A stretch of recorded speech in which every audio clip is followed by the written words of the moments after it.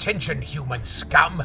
Listen to Who Corner to Corner, on pain of obliteration. It is commanded. Thank you very much to Strax for sending us that message from the deep recesses of Sontaran space. Hello and welcome to Who Corner to Corner podcast. On this, the Doctor Who Podcast Day 2023. We're very excited to be a part of this exciting adventure. I'm not sure if that's the right word. Exciting. But I think use exciting. It's use exciting excitement. in one sentence. That's always a good thing. That gets us hits. It does, yes. So my name is Jeff, and I'm one of the hosts of Who Corner to Corner podcast, and I'm joined by my good friend and co-host, Mr. Paul. That's me. Hi. How are you today? Yeah, I'm good actually, Jeff. I'm kind of buoyant. I'm in a brilliant mood this morning. Are you? Are you in a good mood today? Yes, I am. Yeah, Excellent. it's an exciting day, full of excitement. Very exciting. So, yes. Most so for exciting people who... Tuesday I've had for ages. Yeah. By the way, I do this a lot, and I'm sorry, Jeff. I'm always interrupting. You're just about to go off on one, and then I'll just come in with something I just thought of. So that's a terrible habit, and I'm trying to stop. I'm seeking therapy right now. Because we are pros at this, as you can probably tell. Yes. We've been doing it for long enough, haven't we? Well, yeah, we have been doing this for nearly 2 years now. Our Nearly 100th 2 episode years. came out Yeah. recently. 100 episodes. 101 Yeah. by the time you see this one. Yes, it will be, yeah. So for anyone listening who doesn't know who we are as a podcast, we explore the Whoniverse from corner to corner and beyond, and that involves us doing episode reviews for new episodes when they're on air, and rewatching old episodes, both New Who and Classic, and we often talk to other fans in our Meet the Whovians series, where we find out about how they discovered Doctor Who, their favourite stories, favourite doctors, times they've met doctors, their favourite merchandise, all sorts of things. So that's always great fun chatting with them. But we also talk with guests from the show as well, both in front of and behind the camera, don't we? And, we do. We've had quite a few of those on over the last couple of years, haven't we? We've had some really good names, and right from across the broad spectrum of the Whoniverse, as well as Jeff so eloquently put it. We've had writers, we've had actors, we've had directors, we've had producers. Costume designers, we've had Ray Holtman on here. Production designers, we had Arwell Jones from recent series of Doctor Who. We've pretty much covered the gamut, haven't we? We've seen a lot of people. We want to try and keep it as expansive, as broad as possible in terms of the people we talk to. Yeah, we've been very lucky, really. So we thought for this special Doctor Who podcast day, we would play some clips from some of our chats with some of these guests. Give you a flavour of what we're about. Give you a bit of an idea. So we're going to kick it off with a little bit from a doctor himself, Mr. Colin Baker, who we chatted to last year. And we asked Colin at the time about the rumours of classic doctors appearing in The Power of the Doctor. He was so naughty. He was so naughty when he replied to that. 'Cause we were literally, a few days or a week away from, it was about a week from The away, Power of the wasn't it? Doctor. Yeah. So nobody had seen it yet, and everything was obviously very, very tight, very hush-hush. We knew that Sophie Aldred, Ace, was coming in with Janet Fielding as Tegan. That was it. We knew that, and we were really excited to see them, but we had no idea at all that we were going to see previous Doctors. No. I mean, that was and he incredible. outright lied to us, didn't he? He outright lied to us. He Listen to this. hid it very well. We've got quite a few questions here for you, Colin. And, Good. So you have on our headed paper there. So our first question is: we're a few days away from Power of the Doctor going out, and we wondered what your thoughts and feelings were at this point. Well, I can't wait to see all these other people except me in it. All the rumours going round about who's in it. Yes, we've seen all of those. Yeah. Yes, all these companions. They're pulling the dregs out, aren't they? You've got doctors. Why get the minnows? That's what I say. Yes. Why didn't they bring you in, Colin? They absolutely should have done, huh? Not only this one, but all the other ones as well. Yes. Yeah. Or is that a ruse to throw us off the scent? Oh yeah. She's not in it at all. Me, but the prosthetics are amazing. You'd think it was her, but it's the blonde wig's working. Yeah, works well. Yeah. Well, I'm not wearing it. Oh no, I wore it for quite a while, but I've stopped wearing it now.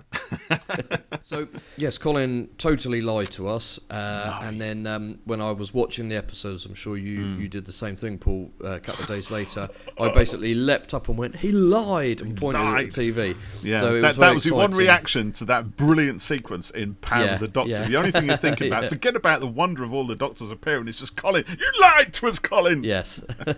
That's an actor's privilege, though, isn't it? So Colin talked to us about loads of different things. We really spent did. longer chatting to him than we were supposed to. And one of our favourite bits was him talking about his favoured type of shoe, and something that he took from the set of his time on Doctor Who. So we'll hand over to Colin for this. Yeah. So Hand of the Baskervilles, you're there, as we said, with Terry Malloy, who played your Davros to your Doctor, right? That must be a lot of fun. Yeah. My mate Tezza, I've worked with him in theatre before. We did a panto in Norwich some years ago, and I've worked with him twice in Doctor Who. Once as Davros, and once he was playing a visible human being. Russell in Attack of the Cybermen, yeah. Very good. I'm impressed. Yeah. So it was nice to actually see and know him, and he's a good mate. He's provided me with many wonderful things in life. The first being Crocs. I said, "What are you wearing?" This was when we were doing the panto. He said, "Oh, they're so comfortable, Crocs." Crocs, the shoes. And he said, "Try them." And they are comfortable. From that day, I don't have another pair of shoes. All I have is Crocs. I get scorn, I get derision, and I get comfort. Doesn't matter. So, comfort's the important thing. Yeah, that's it. The big question is, will Sherlock Holmes be allowed to wear Crocs? Dun, dun, We have yet to find out. The other thing he gave me was technology. He was one of the first ones to have I knew that had an Apple iPhone and an iPad and all those things. And he said, you want to get these? I got them. So he's a trendsetter in Terry Malloy. Yeah. That seems quite fitting for Davros to have an iPhone and an iPad and stuff, doesn't it? You know, they could update his. Maybe Davros is rocking some Crocs underneath his Dalek. So I'm going to be thinking about that now. You know, Revelation of the Daleks is absolutely one of my top Dalek stories, and now the idea of Davros wearing Crocs as he shuffles around, spouting all his stuff, is just going to make me titter. I've still got his finger somewhere in this room. When I put Davros' finger. I found it. There it is. When his hand blew up. Yeah. I don't even remember that bit. I do remember that bit, and when we started shooting again, I was rather naughty. I tried to be good, but I didn't always succeed. And my next line, I had Davros' finger stuck up my nose, as if it had blown there. And the director said, would you kindly not do that? And I removed it. But after having been up my nose, they allowed me to keep it. They didn't want it back, no? It's like, So Colin is one of our favourite Doctors on screen, on audio. And I'm particularly a big fan of Sixie's Adventures at Big Finish with Mrs. Constance Clark and Flip Jackson. So we also recently spoke to Miranda Raisin, who plays Mrs. Constance Clark, and she was also Tallulah in the 10th Doctor Daleks in Manhattan two-parter episode some years ago. So Miranda was wonderful, and we had a really great time chatting with her. But Colin had told us about something that he had gifted her during one of their recording sessions, so we took the opportunity to ask Miranda about this, and this is what she said. Okay. But our first question is, how is Colin Baker's piano working out for you? Oh, great! We love it. It's brilliant, and it's we've got all his kids' old music books as well. Oh wow!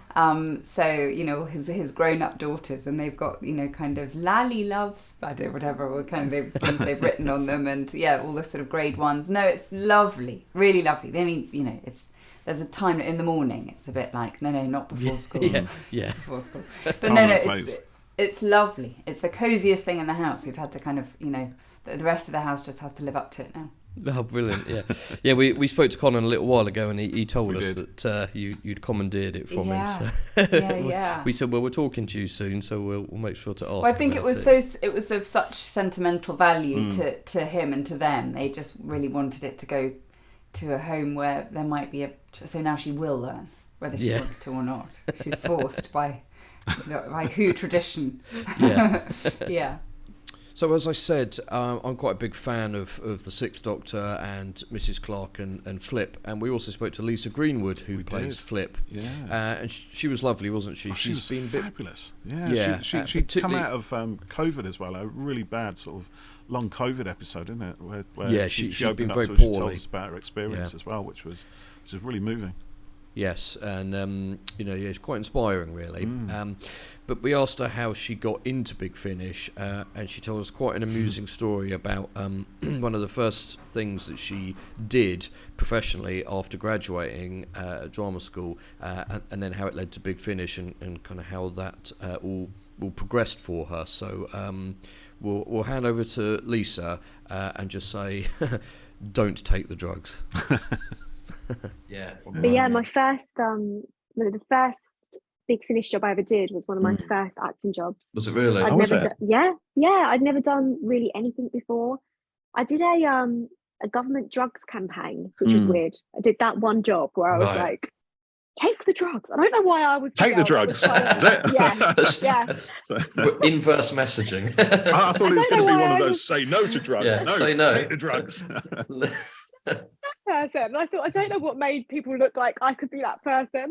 And there was the good person and the bad person. And I was like, take the drugs. And the other person was like, don't take the drugs. I've got it. Yeah. Yeah. And then obviously they went down the good path, which was the right thing to do. The right way, yeah. Yes. And then I got the call to go down to Big Finish, and I was really nervous. And the script came, and obviously because it's audio, it was the biggest thing I'd ever seen in my life. Yeah. Wow. Yeah. But I didn't want to ask my agent if I just had to read my part or learn the whole thing. So me being a perfectionist, read all of it. I read all of it. Yep. I learned everyone's lines, the doctors. Oh my goodness! Everyone's. Wow. I know. Yeah. That's dedication. Yeah, I mean, a bit too much, if I'm gonna say that. And it was great. It was great fun. We went down there. I was in booth 6. I remember being very nervous. Yeah. And there's a little hole in booth 6, and I could just about see. Well, where they serve you food through, is that all? the legendary Big Finish lunch. Yeah. You get a little bit of their lunch first. Yeah. Under the door. They lock you in.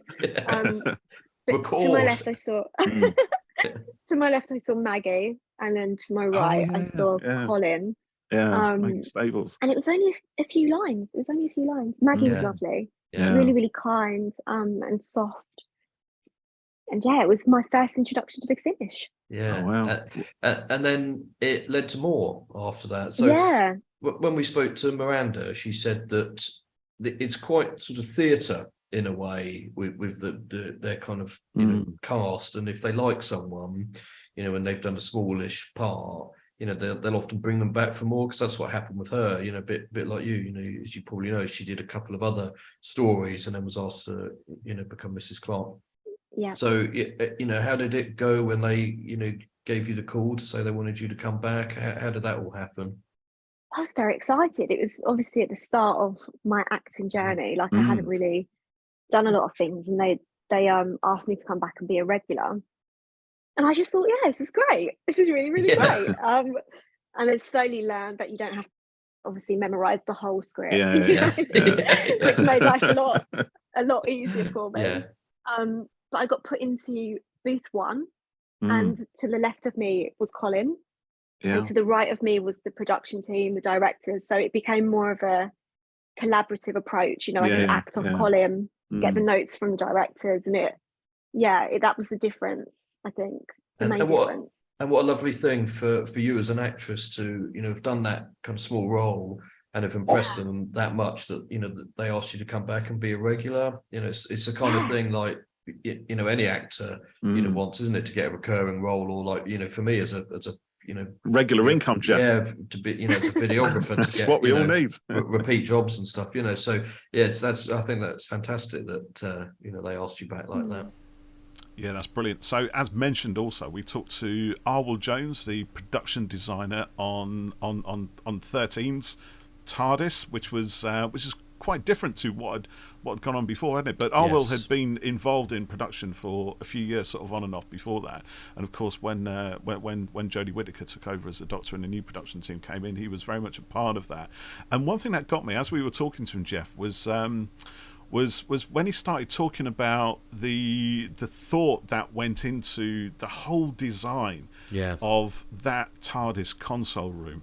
There was some logic behind it, which really took me by surprise. And one thing that came through was that Arwell was clearly a big sci-fi fan. He was, he was quite well read. He's seen a lot of cinema. He was very much into his films. We had a big, long discussion about the Batman movies, which I don't think make the final edit, at least not in its full format anyway.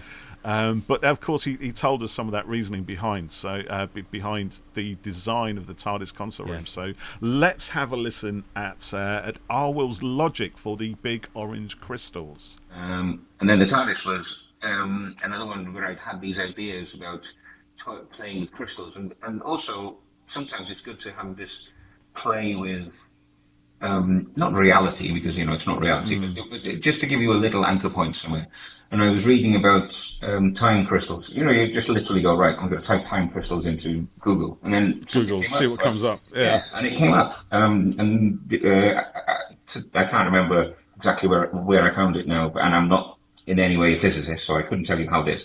But I found that there was such a thing as time crystals that were created in a lab, and inside these crystals, time existed differently to what we know. So it was like, oh, that's all I needed, really. That's it. There was such a thing as a time crystal. That's enough. I'm going to go with it. So I was thinking, in the same way as you manipulate metal within a magnetic field, you can either create electricity, or I thought if you manipulate a time crystal within a time vortex, you can move through time and space. So that was my kind of idea behind the whole thing. So that moving of the crystal in the center of the console was that. And then in theory, I suppose the original idea was that those fingers around moved with it, and that you slightly tilt the crystal in whichever direction or whatever, And the fingers proved to be way too noisy for dialogue and everything, so we froze them very, very soon in the process. Yeah, that's brilliant. So one of the other big stars that we've spoken to on the podcast is Sophie Aldred, who played Ace back in the classic series. And at the end of Legend of the Sea Devils, we all saw that trailer where we were just astonished to see that Ace was returning to the show along with Tegan, played by Janet Fielding. I mean, as a big fan of the Fifth Doctor's era, that was just astonishing. I don't remember feeling as excited for a Doctor Who episode as that for a long, long time. I was a teenager again, and it was absolutely wonderful. So very quickly, as soon as that trailer went out, we tried to get in touch with Sophie Aldred. We did get in touch with her agent. We lined up an interview with Sophie within a week or so, I think, at the end. I think so. It happened quite Legend of the Sea Devils. It was really quick, wasn't it? And she was brilliant. She was delightful. She came on. I did the whole piece with the gold jacket, which we weren't recording on video then. Sadly, we were doing audio only, so we can't show you that. But one of these days, I may well wear it again. But that was a lot of fun. We tried to bring a bit of fun into these things. Yeah. And we had a good old chat with Sophie, didn't we? Sorry, I'll just say there. We sometimes do. Themed intros. Paul has done a number of his monster voices before, and we've had sound effects and stuff. The Warriors of the Deep intro. I'm quite proud of that one, Jeff. Yeah, that was a good one. I did that. Jeff is our resident video expert, so you pretty much do all the editing, don't you? Because it's your bag, it's what you do, it's your day job, and you do it for us for free, which is astonishingly brilliant. But just occasionally, I like to have a little tweak around with some editing software that I've got and come up with some bits and pieces, especially when you're too busy doing your day job, getting actual money, earning money for it. So anyways, Sophie was brilliant. So we had our first chat with her was just after Legend of the Sea Devils. She couldn't tell us anything about the story, but she told us about having to keep the secret and the phone call that came in from Andy Pryor, the casting director. And as soon as her agent told her that it was Andy Pryor on the phone, he wanted to speak to her, she knew what was going to happen almost, wasn't it? Yeah. Should we have a listen to that? Yeah, let's play that. I've got one question which is sort of not directly related to it, but when Chris Chibnall called about it, what did you think? What was your reaction? Mm-hmm. Because you've played this part for all these years now, and it must, like you were saying, some of the messages you've had have brought tears to your eyes, and it must be quite wonderful to have played it for so long and have so much connection with people. And to be asked back into the modern era again. So how did you feel with it? Well, it is extraordinary, as you say, because it's been such a big part of my life, Doctor Who and Ace. Somebody asked me at a convention a few years ago, how much of you is Ace now, and how much of Ace is you? And it's like, well, I don't really know, because you can't. That you line can't is say blurred. that. Yeah, Yeah. because I've been playing that character for all these years, thanks to Big Finish, the Big Finish audios. So yeah, what happened was I was in my house. My agent rang and she said, Andy Pryor has just rung to do an availability check, and we know what that means, don't we? Mm. And I stopped. I came off the phone and I burst into tears. It was really wonderful, and then my Chris wanted to have a Zoom with me, and we'd been in touch anyway a little bit because we'd wanted to go for a drink and then meet each other and stuff, and then we couldn't because of COVID, and then so yeah, the first time we met, he was saying, what would you like to do in the episode? And fantastic! Oh my goodness, what a dream! That's amazing, isn't it? So, and then at the end of that interview, we did ask her, didn't we? I think it was off mic, once we stopped recording, whether she wouldn't mind popping on again after she'd actually been in, because then we can talk about the episode a little bit more freely. And she was up for that, and to her credit, she did. She came back. Yeah. She came back. So again, within a few days of watching the end of Power of the Doctor, we were able to interview Sophie and find out all about her experience of going back into actual Doctor Who for the first time in decades to film a brand new episode, reunited with Sylvester McCoy, the Seventh Doctor, but obviously also the other Doctors as well. And there's a brilliant story where she told us about she was about to go home, she'd done her bit, and then she walked back through the studios onto the back lot where all the trailers are and discovered other Doctors getting ready for their big moments. And she couldn't go home then, could she? No, she could not leave. Absolutely. Definitely. So I went down, and Sylvester was obviously in his costume. And it was just so lovely, because there we were in the studio, standing inches apart from each other with him in his costume. And it was actually quite a moving thing to do. And apparently loads of cast and crew came crowding round to have a look at us. And so I did that bit, and then that was going to be my last thing, and off I would go back home. And then I got out to my trailer, and there was Colin getting his robes on, and there was Sylvester, getting changed into his robes, and David Bradley was there. And we started chatting, and we started, just having a really lovely time together. And I thought, there's no way I can go now. You can't leave now.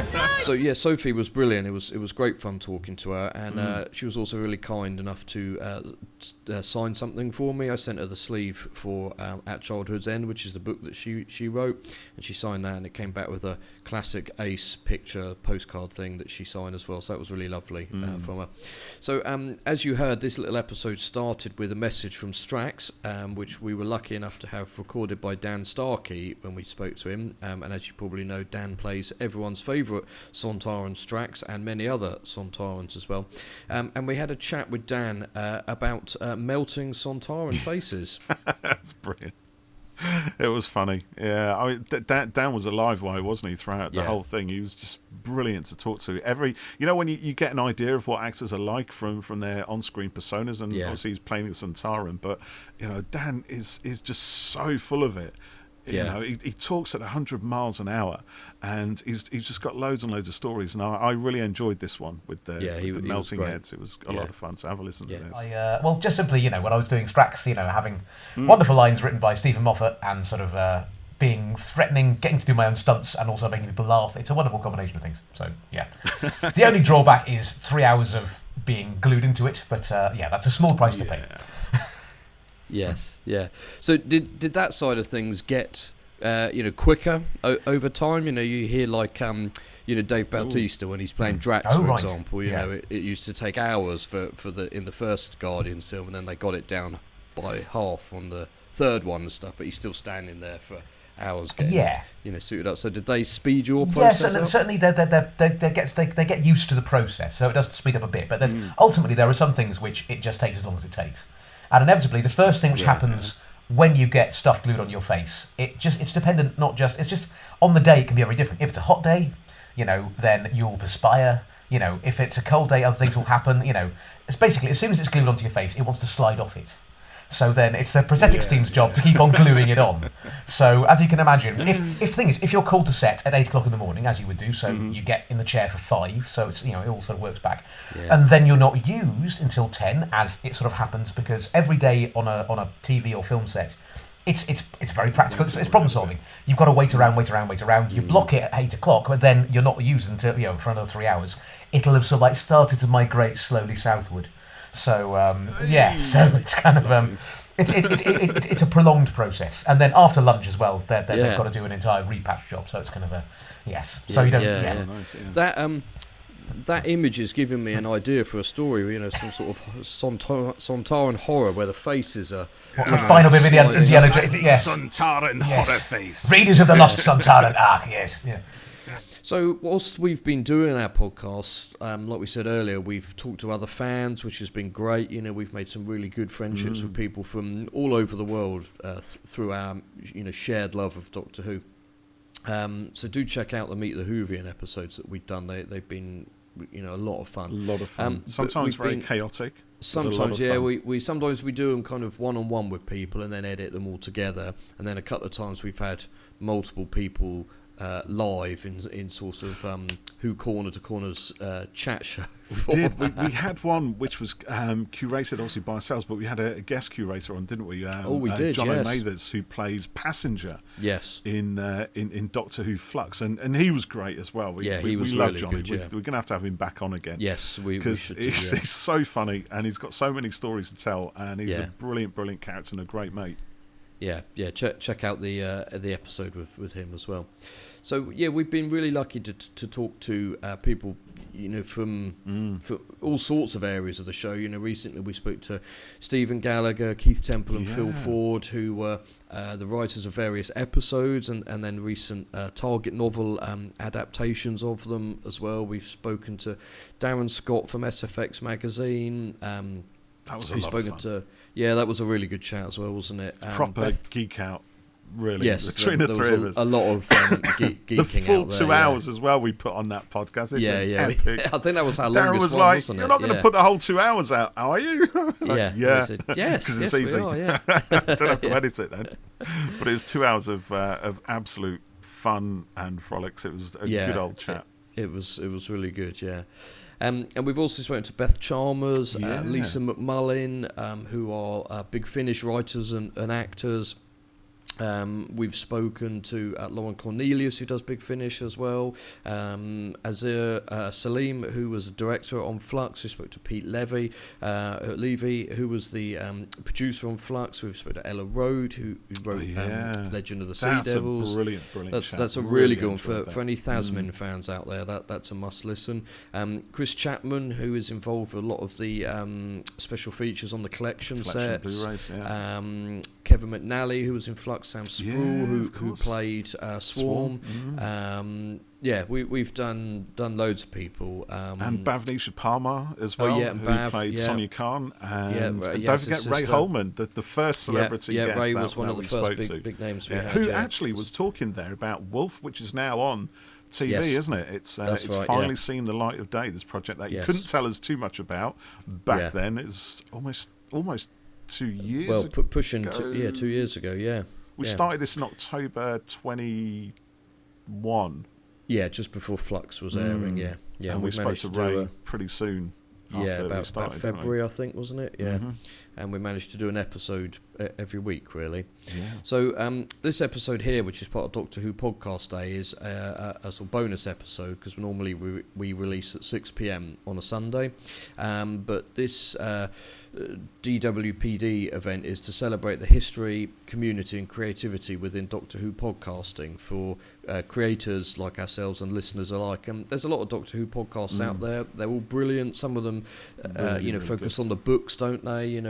Target and comics and things. Others kind of dive more into episodes. Others talk more to fans. So, a huge range of stuff. So, and there's some very intelligent podcasts out there as well, which make ours look a little bit amateur by comparison. That we do really, really deep dive into the themes of certain episodes and stories and things, which we try to do. But you're quite good at that, and I'm quite good at the sort of logistical production thoughts on stuff.